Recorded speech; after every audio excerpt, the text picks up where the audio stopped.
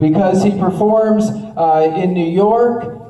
He's performed Broadway Comedy Club, the New York Comedy Club, private and other gigs up in Buffalo and Rochester, and now he's here in New Jersey first time. I love saying that. I don't think that's really true, but I love it. Let's give it up for Jeff Smith.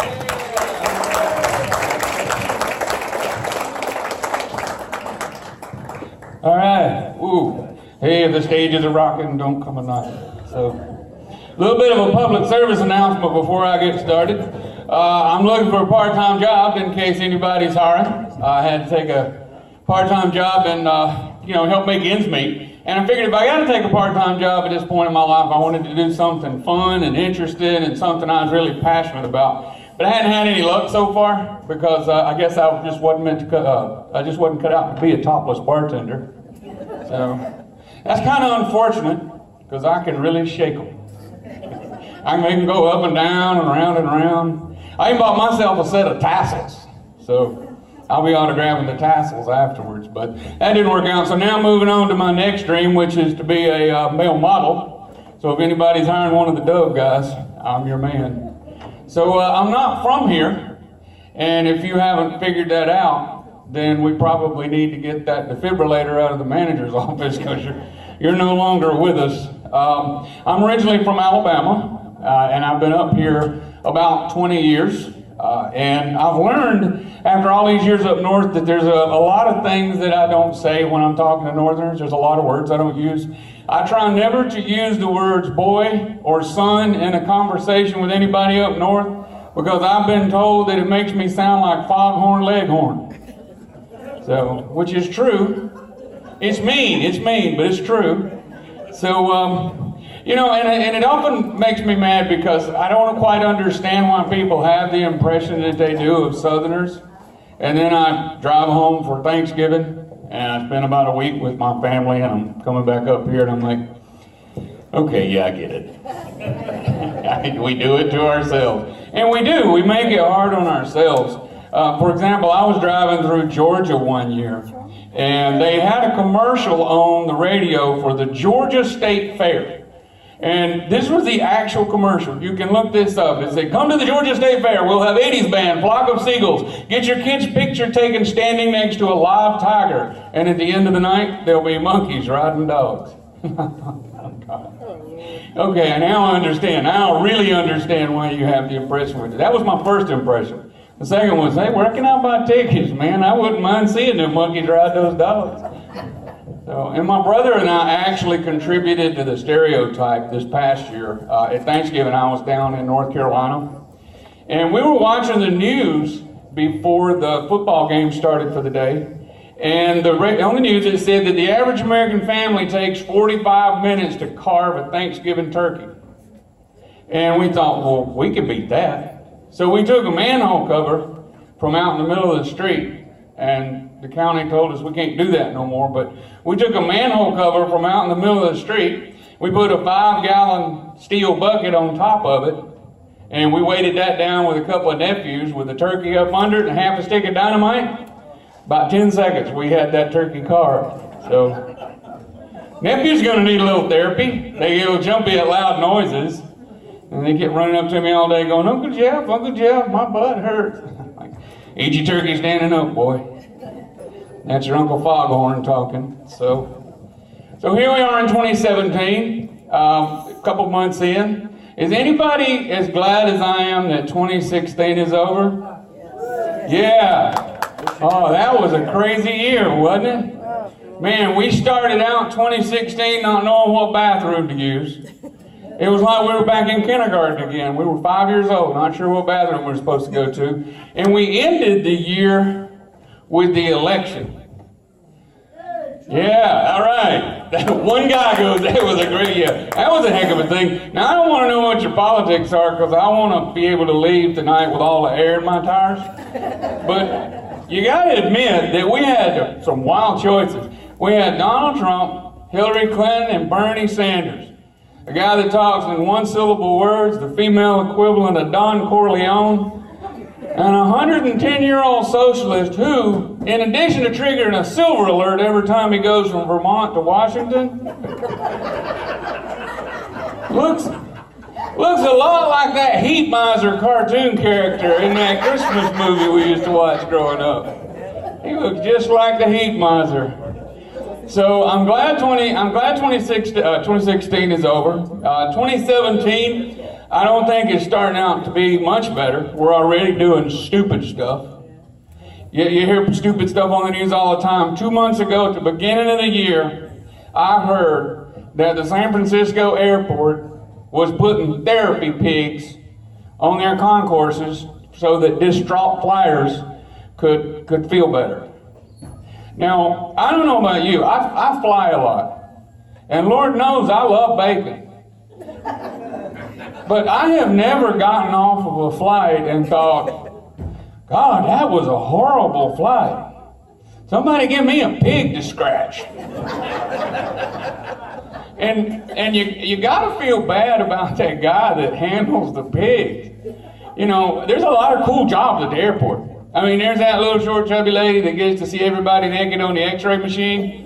And then there's that tall, skinny Jamaican dude with the dreadlocks that parks all the jets with the orange flashlights. Yeah, we've seen both of them. What about this guy? You ask him what he does, he goes, oh, I'm a shepherd.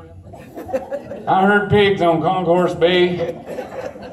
We start out down at the Cold Stone in the morning, and by midday we worked our way up to the shoe shine stand, and they get a little nervous when we pass Nathan's famous hot dogs, but man, when I put them in their pen at night, they love those Annie M pretzels. So we're still doing a lot of stupid stuff. 2017 actually started out on a negative note for me. I'm single. I went through a very difficult divorce last year, so I'm hoping this year will be better. Actually, toward the end of the year, I did something to try to get my confidence back. Some of you either know people who've done it, or you may have done it yourself. After my divorce, I took back my maiden name. Yeah, it's very empowering. That's right, applause for taking back my maiden name. Because apparently my married name was Son of a. But then the toilet lid, you son of a. My name's not Lisa, you son of a. So I think it was that second one that probably did it. So I started dating again, and at this point in my life, I just really didn't want to, but I read an article that said that frequent sex leads to longer life. And I thought, well, it's been nice knowing everybody. So I decided to get back out there in the dating pool. And I tried out Match.com. Now see, most of y'all are married. Is there anybody here who's single who's done online dating? No, just me. And the guy over here, both of us, we know how to, trust me, stay married. I don't care, guys, if your married name right now is Son of a, just don't get out there, because it's terrible.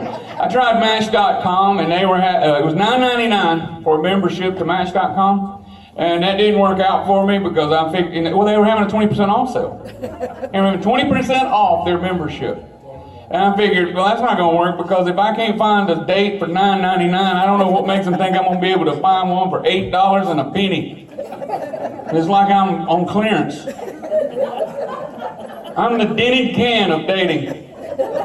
I'm that dented can of dating that's got the big dent in the sides, got the label torn off, a little bit of rust on bottom, and it sits on that metal rack back there with them flapping doors near the meat department. Yeah, and some stock boy just took peas, 15 cents, in the black marker on the top of it. So, yeah, I'm the dented can of dating. I tried Tinder. Tinder's like a video game. If you've ever played Pac-Man, you've mastered Tinder. You can swipe left if you don't like anybody, you swipe right if you do like somebody. So I tried that, and that didn't work because, you know, I accidentally swiped right and somebody replied, and I thought, oh man, I didn't mean to do that. So you say hello, and they replied back, and you go out with them feeling guilty, and then you wind up 6 months in a relationship living a lie. So that happened to me like 4 times.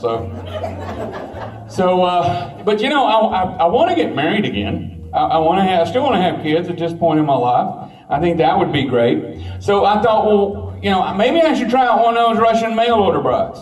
You know, mail order brides would be a good idea, but I got to looking into it. Mail order brides are expensive. It's like $35,000 to bring somebody over here. From start to finish, it's 35. If I had that kind of money, I wouldn't be online dating in the first place.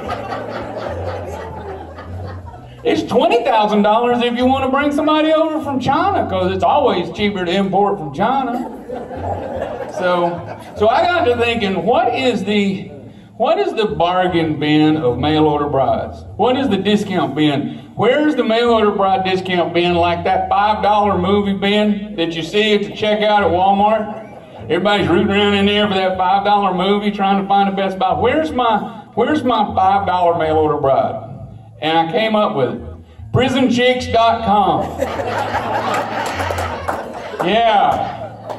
For $19.99, you can get a membership to PrisonChicks.com. You can start you up a nice little conversation in the mail. Just traditional mail, no swiping. And in about 6 months, she shows up on your door with a new set of clothes, an ankle bracelet set to 10 p.m., and you say, welcome home, honey, let's go buy a dog. So, and the brilliance about this, the brilliance about it is that if things don't really work out, you can get you another one. Them ankle bracelets are set for 10 p.m. You just go out to get ice cream about 9:30, and when she goes to the bathroom, you just go home. 10 o'clock when they call you, you go, is she there? No, I don't know where she is. She just left. She said she'd had enough. So now I'm just novelty dating.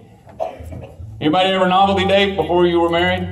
You know what novelty dating is? Novelty dating is when you go out with somebody and you know it's not going to work, but there's something about them and you know you're going to have a really cool story to tell. That's novelty dating. Like maybe they got a really cool boat, or maybe they just got one leg, or maybe they got a cool boat and just one leg and call themselves Pirate Pete. So I'm now just novelty dating. I met one girl, and I went out with her specifically because she said that her entire hygiene regimen consisted of rubbing oils and serums on her face. That was it. And I had to go out with her because I didn't think anybody even used the word serum anymore. So I did make a date with one girl. She was a beautiful girl, but she was from Malaysia, and her name was Bang. That is a true story. Her name was Bang.